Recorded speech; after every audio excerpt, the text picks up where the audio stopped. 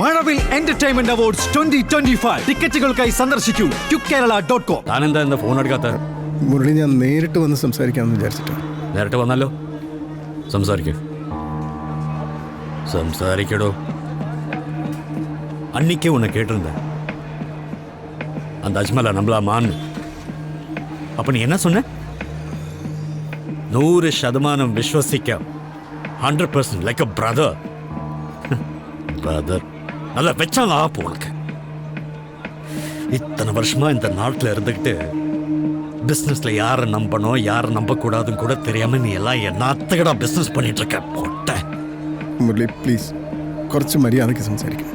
என்ன நீ எனக்கு மரியாதை கத்து தரியா? You gonna teach me how to behave? காசு கொடுத்துட்டு பேசுறா. 3.5 மில்லியன் மேடிச்சோண்டு போயிட்டு நீ என்ன மரியாதை படிப்பிக்க பாடா மான கேட்டவனே. മുരളി പ്ലീസ് விடுறா, பேசி விடு. വേണ്ട, don't create a scene. എത്രയും പെട്ടെന്ന് എന്റെ കാശ് തിരിച്ച് തന്നില്ലെങ്കിൽ നിന്റെ ആ ഗ്യാരണ്ടി ചെക്ക് ഞാൻ പ്രസന്റ് ചെയ്യും. അപ്പുറം നീയും നിന്റെ കുടുംബവും അകത്ത് പോകും. സാവടാ ഉനക്ക്, മനസ്സിലായോടാ?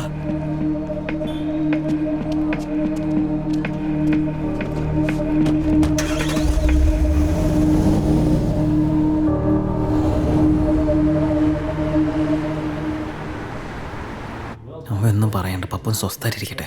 എല്ലാം ഞാൻ പറഞ്ഞില്ലേ, പിന്നെ എന്താ അമ്മ? അമ്മ ഇങ്ങ് വന്നേ, ഞാൻ പറയട്ടെ. It's merely a correction in what was arguably the world's fastest growing spot. For critics, it's a sign that Dubai overstretched itself and is set for a fall. There's no doubt the Emirates has plenty of appeal. It's famous for having the world's tallest buildings, lavish properties, and headline-hitting development projects such as Matthew. man-made islands like the Palm. When oil was above $100 a barrel, it looked as if the region was insulated from എബിനോ, the economic storm wreaking havoc over much of the rest of the എവിടെ world. വെച്ച്?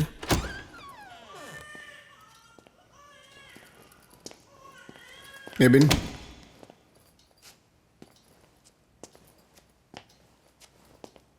നീ കുടിച്ചിട്ടുണ്ടോ? യാ,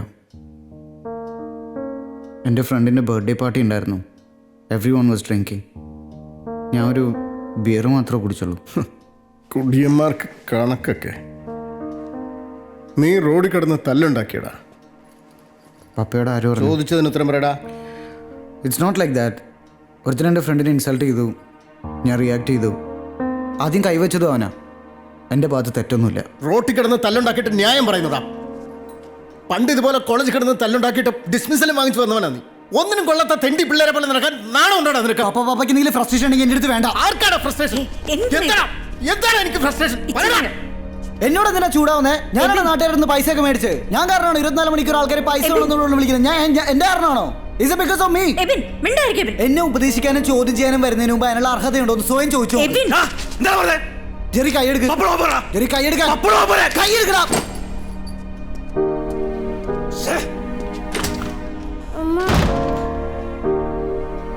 അയ്യോ കുഞ്ഞ്.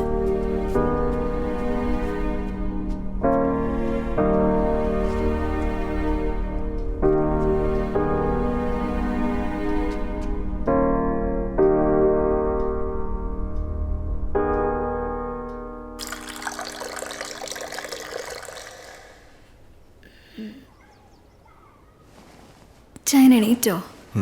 ഞാൻ പോയി കാപ്പി ഇടാം. ഇന്ന് ഞാനും അടുക്കളയിൽ കയറി.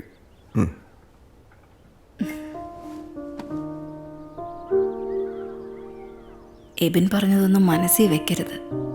അവന്റെ പ്രായത്തിലുള്ള പിള്ളേർക്ക് എങ്ങനെയാ സംസാരിക്കണ്ടേന്ന്. കുഴപ്പം അവൻ്റെ മാത്രമല്ല, അവൻ പറയുന്നത് കേൾക്കുന്നതിന് മുമ്പ് അവനെ ചീത്ത വിളിക്കാൻ ഞാൻ തീരുമാനിച്ചിരുന്നു. അത് തെറ്റല്ലേ? മക്കളെ നമ്മളും മനസ്സിലാക്കണ്ടേ? എന്നാലും അവൻ അങ്ങനെയൊന്നും പറയാൻ പാടില്ല. ഷെളി, ലൈബീരിയയിൽ എൻ്റെ ഒരു ഫ്രണ്ടിൻ്റെ കയ്യിൽ കുറച്ച് സ്ക്രാപ്പ് കിടപ്പുണ്ട്. ഇറാനിൽ എനിക്കൊന്ന് 2 ബയേഴ്സും ഉണ്ട്. ഇപ്പോൾ ഇങ്ങനെ ഒരു ബിസിനസ് നടന്നാൽ ഒരു വലിയ എമൗണ്ട് ചിലപ്പോൾ നമ്മുടെ കയ്യിൽ വരും. പക്ഷെ ഞാനൊന്ന് ലൈബീരിയ വരെ ട്രാവൽ ചെയ്യേണ്ടി വരും. അതിനൊക്കെയുള്ള ചെലവ് മാത്യു ഹെൽപ്പ് ചെയ്യാമെന്ന് പറഞ്ഞിട്ടുണ്ട്. അങ്ങനെയാണെങ്കിൽ ഇച്ചായും പോയിട്ട് വാ. പക്ഷേ ഈ സമയത്ത് നിന്നെ മക്കളെ ഇവിടെ വിട്ടിട്ട്. ഇച്ചായോ, ബിസിനസ്സിലുള്ള ലാഭവും നഷ്ടവും ഒക്കെ കണ്ടു വളർന്ന നല്ല ഉശിരുള്ള അച്ചായത്തിയാണ് ഞാൻ. കടക്കാരെയൊക്കെ ഞാൻ പറഞ്ഞു നിർത്തിക്കോളാം. എൻ്റെ മുമ്പിൽ ഒരുത്തനും വാല് പൊക്കില്ല. ഇച്ചായൻ ധൈര്യമായിട്ട് പോയിട്ട് വാ.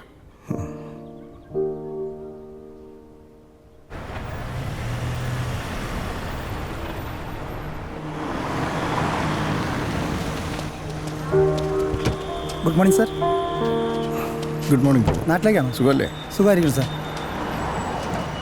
ഉണ്ണീട്ടാ, എന്നാ പോയിട്ട് വരാം. ശരി ചേട്ടാ. പ്രമോദ് സാർ പപ്പ വേണ്ട, ഞാൻ കൊടുത്തോളാം. ട്രോളി വേണോ സാർ? ഏയ് വേണ്ട.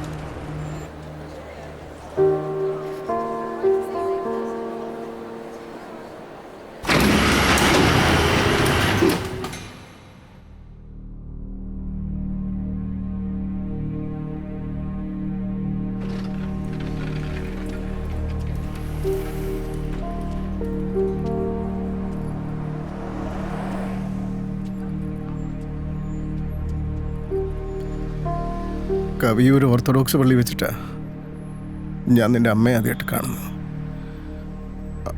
അവിടെ വെച്ച് തന്നെയായിരുന്നു ഞങ്ങളുടെ കെട്ടും. പള്ളിമുറ്റത്തുനിന്ന് അവിടെ കൈ പിടിച്ചിറങ്ങി അന്ന് തൊട്ടിന്നവരെ ഞാൻ അവളെ കരയിച്ചിട്ടില്ല. ഷെളി കരയാൻ പാടില്ല.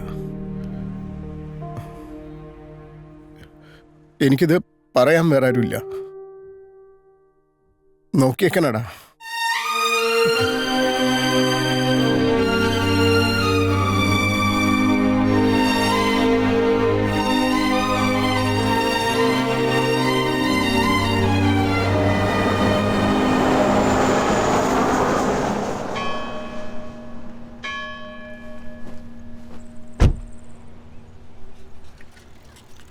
ഇന്നലെ രാത്രി മുരളീമേനോൻ വിളിച്ചിരുന്നു.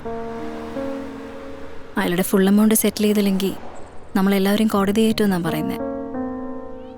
ഇന്റർപോളിൽ പ്രഷർ ചെയ്ത് കേസ് വേറെ ലെവലിലേക്ക് കൊണ്ടുപോകുമെന്നും പറഞ്ഞു. മറ്റു കടക്കാരുടെയും സ്വരം മാറിയിട്ടുണ്ട്. ഇച്ചായം വരാൻ ഇനിയും സമയമെടുക്കും. നമ്മൾ കുറച്ച് എമൗണ്ടെങ്കിലും ഉടനെ സെറ്റിൽ ചെയ്തേ പറ്റൂ. നാട്ടിലുള്ള നമ്മുടെ പ്രോപ്പർട്ടീസ് വിറ്റാലോ? അതുകൊണ്ട് മാത്രം ആവില്ല. നിങ്ങളുടെയൊക്കെ കല്യാണത്തിന് വേണ്ടി മാറ്റിവെച്ച് FD ഒക്കെ ബ്രേക്ക് ചെയ്യേണ്ടി വരും. പിന്നെ നമ്മുടെ ഇവിടെയുള്ള പ്രോപ്പർട്ടീസും. ഇവിടെ നമുക്കതിന് മാത്രം. നമ്മുടെ വീട്, നമ്മുടെ ഓഫീസ്. അയ്യോ, ഇപ്പം നമ്മുടെ സ്റ്റാഫ്, മണിച്ചേട്ടൻ, മൊയ്തുക്ക, എല്ലാരെയും പിരിച്ചുവിടേണ്ടി വരും.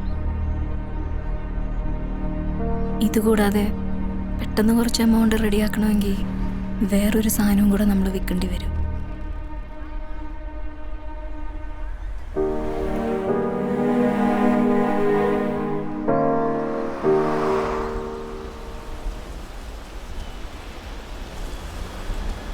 മേടിക്കാൻ വരണോ ഇനിയും ലേറ്റ് ആവും അത്രേ. ഇങ്ങനെ കുറേ എണ്ണം ഇറങ്ങിയിട്ടുണ്ട്. വെറുതെ ഒരു സമയം അങ്ങോട്ട് പറയും. നമ്മൾ കറക്റ്റായിട്ട് എത്തി വിളിച്ച് ചോദിക്കുമ്പോൾ അവന്മാർ പറയും ഓൺ ദ വേ. എന്തുട്ട് ഓൺ ദ വേ? അവിടുത്തെ കട്ടിൽ മുന്നേ എത്തിയിട്ട് പോലും ഉണ്ടാവില്ല, എന്നാലും വെച്ച് കാച്ചും ഓൺ ദ വേ. ഇവനെ മേടിക്കാൻ പോയ കഥ അറിയുന്നു നിനക്ക്? അന്ന് നിങ്ങൾ ഊട്ടി പഠിച്ചുകൊണ്ടിരിക്കുക. ഷെർലി 8 മാസം പ്രഗ്നന്റ്. നമ്മുടെ മുത്തിനെ അവൻ വയറ്റേ കിടന്ന് ഒരു ജാതി കുത്തും ചവിട്ടുമൊക്കെ. അങ്ങനെ ഇരിക്കുമ്പോൾ ഷെർലിക്കൊരു മോഹം. അവളുടെ അബുദാബിയിലുള്ള കൂട്ടുകാരുടെ മോളുടെ കല്യാണത്തിന് പോകണം. അന്ന് ജേക്കബിൻ്റെ കയ്യിൽ പഴയ ഒരു കൊറോളയാണ്. വലിയ കണ്ടീഷനൊന്നുമില്ല. ഷെർലിയും കൊണ്ട് ഇത്ര ദൂരം അങ്ങോട്ട് ഓടിച്ച് ഈ കാറിൽ കൊണ്ടുപോകാൻ ജേക്കബിന് ഒരു പേടി. കല്യാണത്തിന് ഒരാഴ്ച മുമ്പ് ഞങ്ങൾ 2 പേരും കൂടി ഒറ്റ വിടലാണ് നമ്മുടെ ബെൻസിൻ്റെ ഷോറൂമിലേക്ക്. റെഡി ക്യാഷ് മേശപ്പുറത്ത് വെച്ചിട്ട് 3 ദിവസം കൊണ്ട് മാർക്കറ്റിൽ നിന്ന് പെടയ്ക്കണ മീനെ കൊണ്ടുവരുന്ന മാതിരി കൊണ്ടുവന്നതാ ഈ മഹാനെ. എത്ര സ്പീഡിൽ ഓടിച്ചാലും ഇവൻ കുലുങ്ങില്ലടോ.